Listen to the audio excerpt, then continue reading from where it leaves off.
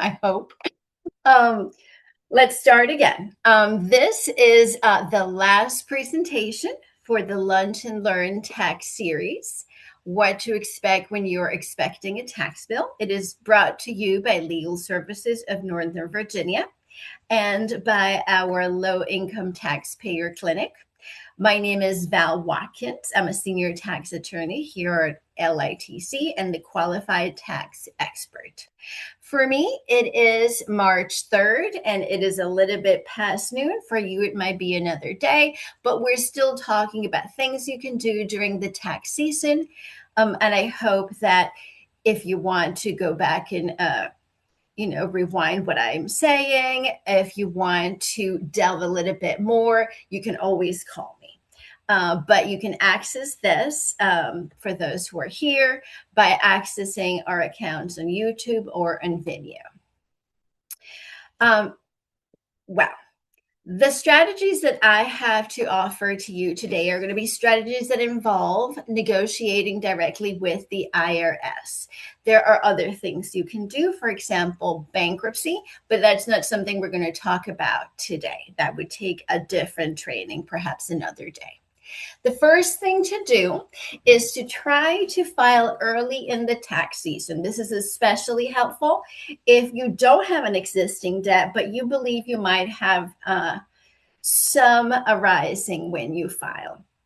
It is important that you file as soon as possible. You don't have to pay the same day that you file unless you're filing the last day of the season, which is April 15th. By filing early in the tax season, that gives you a chance to create your own discipline of payment, right? A payment plan with yourself. And perhaps by the time April 15th comes around, you will have paid off your debt or will have a smaller amount to negotiate with the IRS. This is also going to tell you whether or not you have been asking your employer, assuming you're an employee, a W-2 worker, to it's going to let you know whether you have been withholding sufficiently or maybe even too much if you end up getting a too large a refund, right, at the end. The W-4 is the form that an employee would fill out at the beginning of employment or throughout the history of employment if anything changes, whether in the status of the person filing or perhaps if your salary, your wages increase. This form allows your human resources expert, your employer, to know whether you're going to be filing single, married, filing jointly or separately, or as a head of household. All of those are different taxpayer statuses that would lead to a different amount of withholding by default. You can always ask for more to be withheld. We never suggest that you ask for less. Of the options we're going to discuss today, we have 4 here. Pay in 120 days, make a longer payment plan, enter into currently not collectible status, or submit an offer in compromise. So the first alternative is when you have filed, perhaps you filed early, you have tried your best to pay off as much of your debt as possible, but comes April 15th or close to it, and you still haven't been able to pay the full amount. I will tell you, this may be especially helpful if you see that your tax liability is more than $1,000. If you file early and see this, try to make some payments before, bring it down to less than $1,000 because there are special penalties that apply when a taxpayer has not withheld enough during the tax year and ends up owing more than $1,000. You may still indeed have to pay interests, even if you paid it to under $1,000. There may be some penalties, but you can often avoid, right? The worst of the penalties if you've made your plan before and if you have communicated with the IRS. Hopefully, you have set up your irs.gov account. It is an ID.me account that gives you access really to all of the platforms the federal government has out there. But in this case, we're going to focus on the irs.gov. When you access your account, you're going to be able to set up a short payment plan. It will indeed give you various choices. It can give you the choice to pay in full, to create a payment plan that's less than 120 days, or one that is longer. If you don't have access to the internet, haven't set it up, you can always call 1-800-829-1040. But again, you can manage all this online without having to wait on hold, as we know, for sometimes hours. There is no application fee, so it's really going to be a simple process. The IRS for these plans and for the longer term as well really prefers that you debit it from an account that really bypasses sometimes the fees that are associated with paying with a credit card. Very well. If it turns out that you cannot pay the amount within 120 days because it is too large, because other problems, other debts have arisen in the meantime, you can set up a payment plan. It can be, it used to be up to 60 months. Now it's up to a little more. I believe it's up to like 75 months. And it's something, again, that you could do online by accessing the irs.gov account. You could also do it by mail. You would have to fill out Form 9465, which you would have to get from the internet unless you go to an IRS center that can provide you one of the copies. But while you're at the computer downloading the form, why not actually open an irs.gov account, right? It'll make matters easier. The address that I have here, it's specific to us. It's not a Virginia address, but we are in a region, right?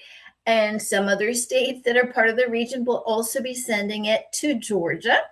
If for some reason you're watching this and you're not in Virginia, I suggest that you do a search online to figure out what would be the address for you.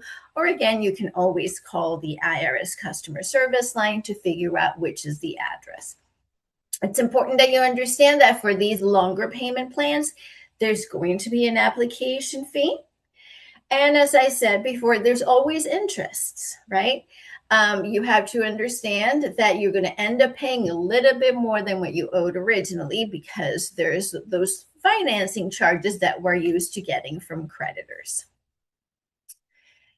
This is what it would look like if you did follow my advice and open your irs.gov account.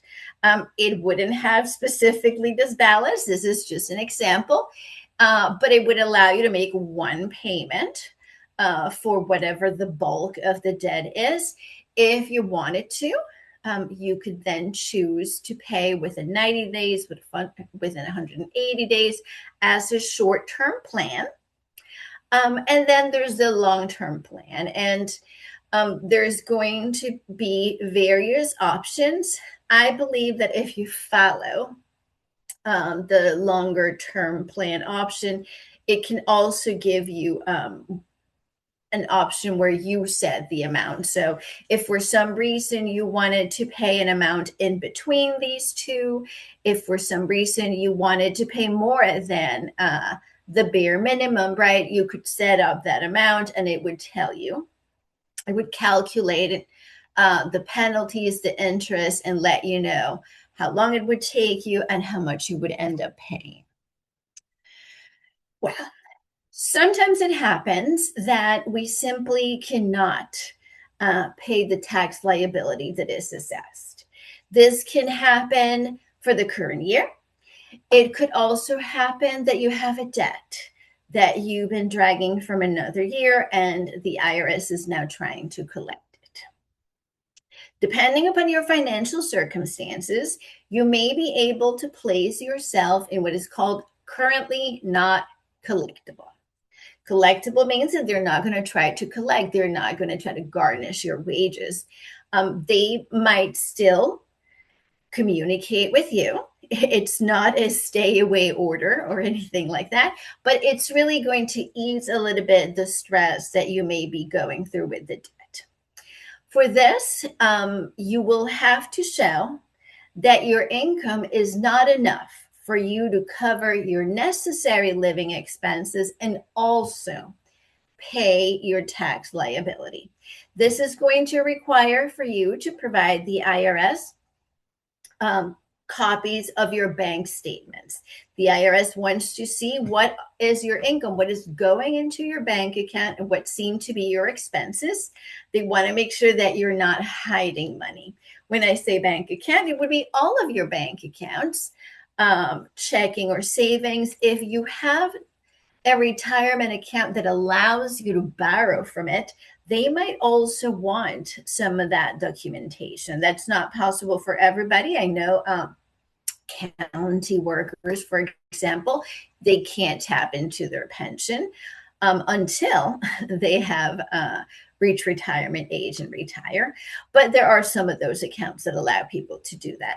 Depending upon the amount that you owe, generally, if you owe $10,000 or more, they're going to ask for more documents. If it's less, then they might just do with your bank statements and perhaps your pay stubs. You, again, can go through the IRS.gov website, can go 1-800-829-1040, and there is a possibility of doing it by mail. I don't recommend the mail. Things get lost. Things get lost not just in the mail, but within the IRS warehouses, or processing gets delayed. I really think that the best option is to talk to someone if that's what you like to do because you're chatty, or to go online and try to do it. There's no application fee for this because what you're establishing is that you don't have spare income. So it would seem unfair for the IRS to impose that on you. It's important that you know what are the consequences of this. So again, it's not collectible, but it's still going to be accumulating interest and perhaps penalties if some were assessed until it gets paid. As you file, you need to continue to file your taxes, right?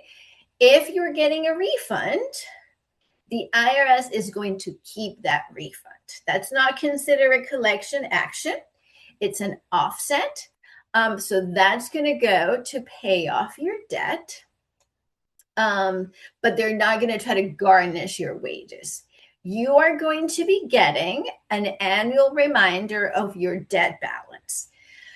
Indeed, it's not just a reminder. It's also going to give you new information because the amount will increase, right, as the interests increase.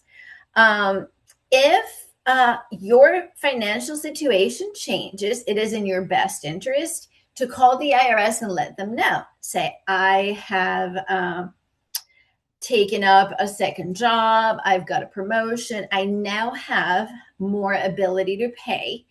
And have you set up a payment plan rather than have them find out on their own, and then perhaps be a little bit less accommodating of your preferences. You need to understand something. When I say you have to continue filing your taxes and that they'll take your refund, if going forward you file your taxes and you owe for any given year, you're going to have to call the IRS. It's not going to automatically go to currently not collectible. It can be added to the amount that will not be collected, but you have to reach out to the IRS and let them know that that is what you want to happen. As I said, you're going to be getting those reminders that you owe, information on how much more you owe given interests. It'll also give you the letter, the opportunity to contact the IRS, to start paying. And this should happen for about 10 years. 10 years from the moment the tax was assessed, right? From the moment the IRS first said, hey, you owe this amount. We're assessing a liability. Please pay. After 10 years, the statute of limitations expires. So that means that the IRS can no longer collect on that debt. Sometimes it falls through the cracks, but you can assert it. Hey, it's been more than 10 years, or it's been the 10 years. This is no longer something that you can collect on at all. It is not frequent, but if they continue, you can contact a tax attorney like myself or some of the other low income tax clinic attorneys we have, so that we can help you establish that the 10 years have passed. The offering compromise process is a lot more detailed, but it's very similar in that you have to show that given the amount of money that you have in assets or that you receive in income, and given your expenses, you are not able to pay in full the tax liability that you've been assessed. For this, you are generally going to apply by mail. There are lengthy forms that you're going to have to fill out. All information that you should know, like who do you work for, how much you earn, what kind of assets do you own? Do you own a home? Do you own a car or two? Why do you need two cars? The IRS will want to know that. They will also want to know if you have crypto, a bag of diamonds, any assets that you could sell, right? To then apply the sale amount, the proceeds, to the debt. They will want to know your expenses too. Are you paying child support? Are you paying a mortgage or rent? Is there a judgment against you and you're paying it down? Do you have a liability with, let's say, Virginia Department of Taxation, and you're being steady on a payment plan? They will balance all that out to figure out the reasonable collection potential. So that could mean that you can pay, like they say on the radio, pennies on the dollar, right? They are going to figure out how much is viable, how much is reasonable for the IRS to expect that you pay. Let's talk a little bit more in detail. This is a chart that will determine whether or not you have to pay a fee to apply for the OIC. If you're considered a low income taxpayer based on this chart, not in any other federal standards, then you wouldn't have to pay the fee. The numbers change every year because inflation changes cost of living for everybody, and the fee changes every year. So right now it would be $205, but you wouldn't have to pay it if you qualify under these standards, depending upon where you live and the size of your family. If you do have to pay it, though, that amount is applied to the amount that you're going to offer at the end of the process. Okay. This is just the policy statement. Although, policies change as administrations change, this has remained in effect. The government really wants to collect what is reasonable from you and what comes at the least cost to the administration. Something very important is that in order for you to even be considered for an offering compromise, you have to be in tax compliance.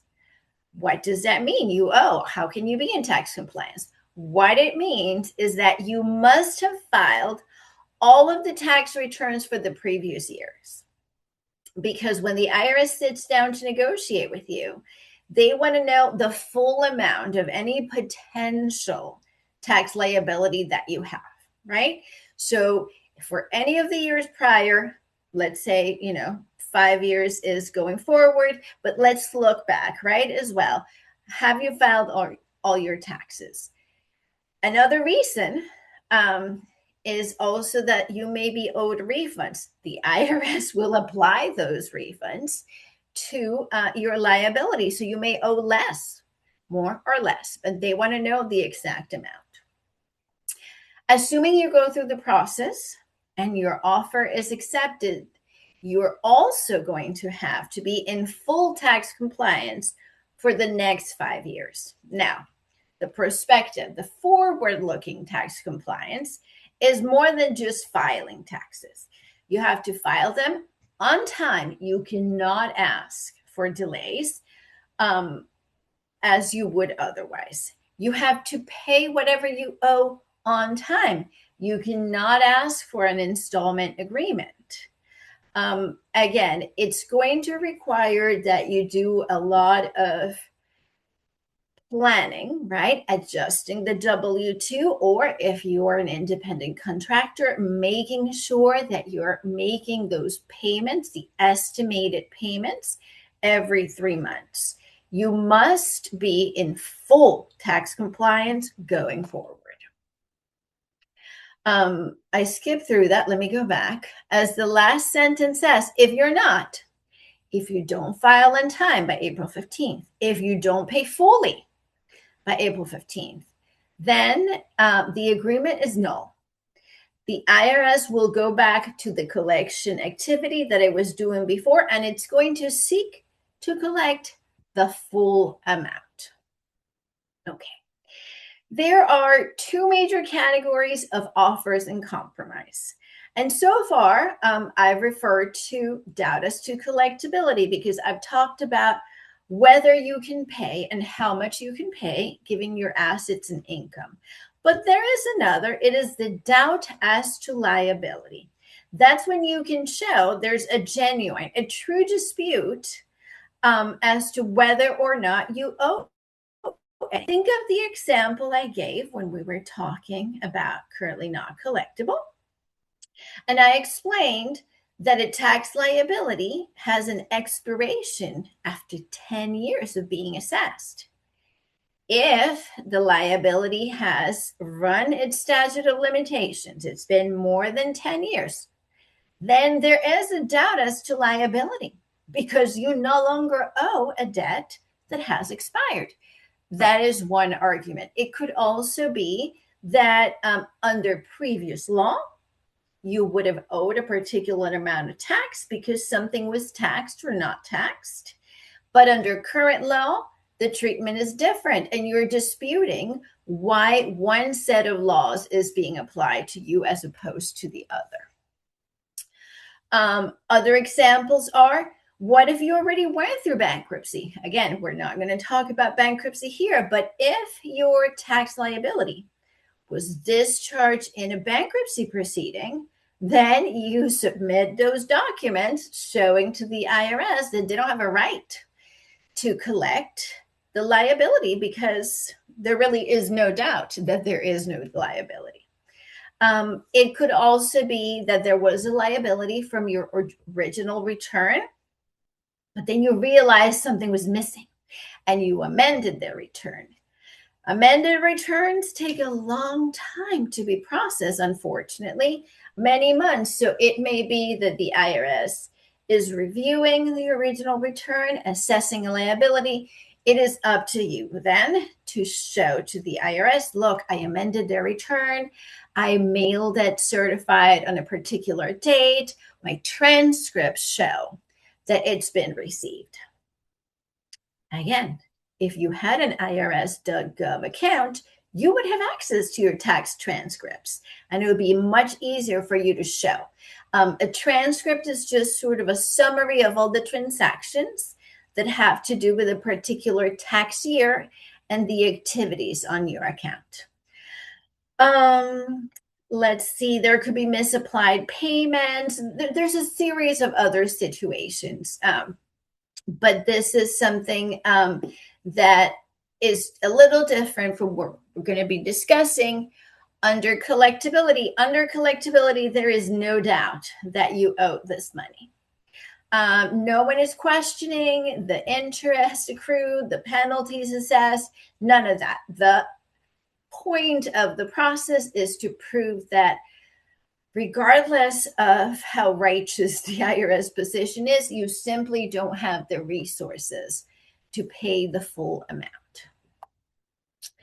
As I said, let's review what are the things that go into this process.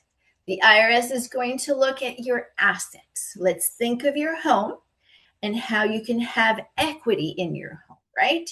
If you own your home and have built lots of equity, the IRS might consider that you could just refinance and use that money to pay off your liability. That wouldn't be great. The IRS is also going to look at what are the expectations on your future income.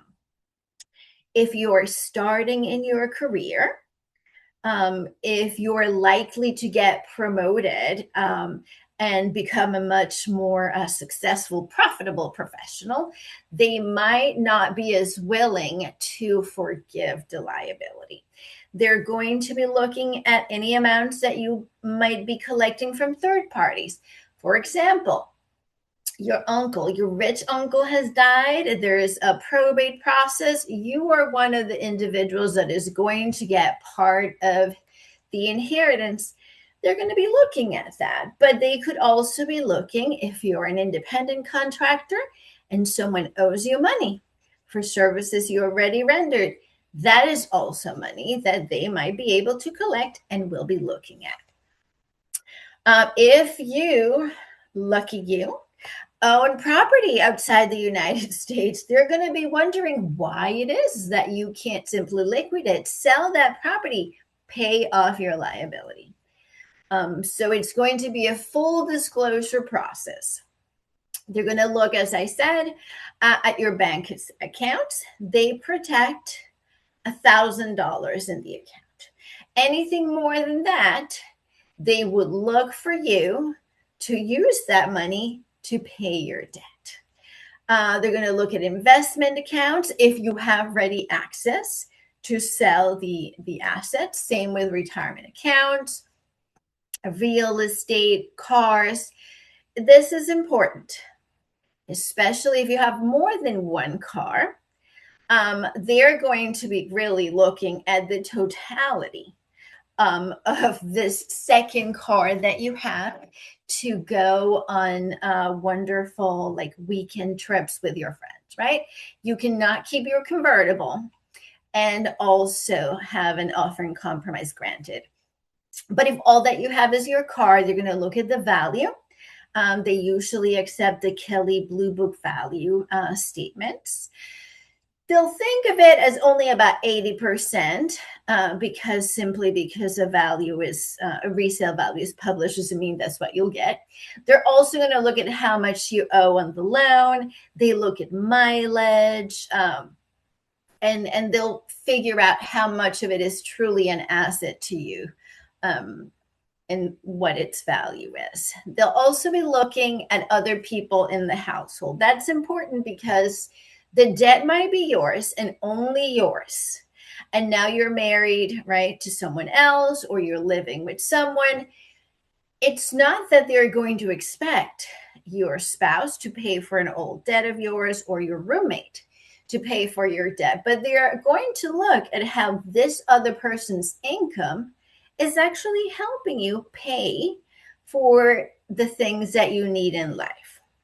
It's not the same to pay for the whole of the rent that is owed if you're doing that with the help of a roommate.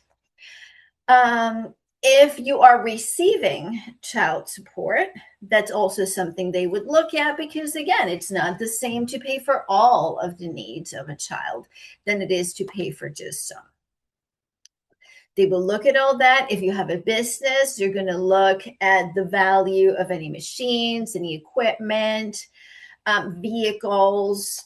It may be that as part of the negotiations, they will question whether you really need a fleet of vehicles to make deliveries or whether you could do with less vehicles, sell one or two and apply that to your debt. Okay. Just as they look for your necessary living expenses, they will also take into account the expenses for your business. Don't think that it's a one-sided process in any of it. Now, it's really important for individuals to understand that The IRS has developed something called the National Collection Standards. These are meant to protect money that you earn from any collection proceeding by the IRS. And I have here the example of someone who lives in Fairfax. For someone who lives in Fairfax, let's say one taxpayer, the IRS would consider reasonable that you spend about $2,946 in rent and utilities. It could be in mortgage and utilities, but that is a reasonable amount. If for some reason you are spending a lot more than that, then that is a rather luxurious lifestyle.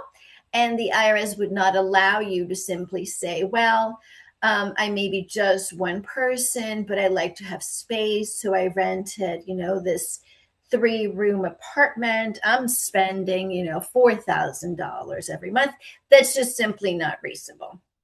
But they will take into account what would be a reasonable amount in this county. If you lived in a different county, the numbers would be slightly different. They generally would be less because Fairfax County is really the most expensive county in this area. Please understand, these are the standards for 2025. They tend to change every year. Some years they go up, some years inexplicably they go down. I really haven't seen yet food or rent prices ever go down, but this does happen. In addition to housing and utility standards, they understand that you're going to have out-of-pocket healthcare expenses. People get sick, they go to the store, they get over-the-counter medicines, they have co-pays that they have to pay, and so they assume that on any given month, about $84 is a reasonable average. And this amount would be different if you're over 65, though if you're under 65. These amounts are per person.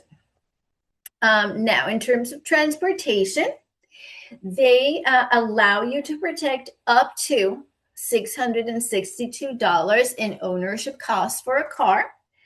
That means that they think it would be reasonable for you to pay up to $662 on a loan for a car.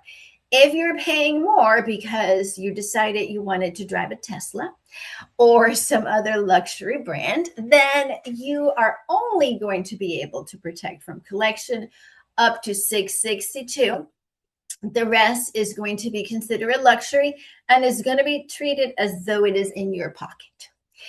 If you have 2 cars, you better show that there are 2 taxpayers living. They might both be, right, under your name, but perhaps that's because you decided they were going to be titled to you, and the second car is driven by your teenage child or your spouse or your girlfriend.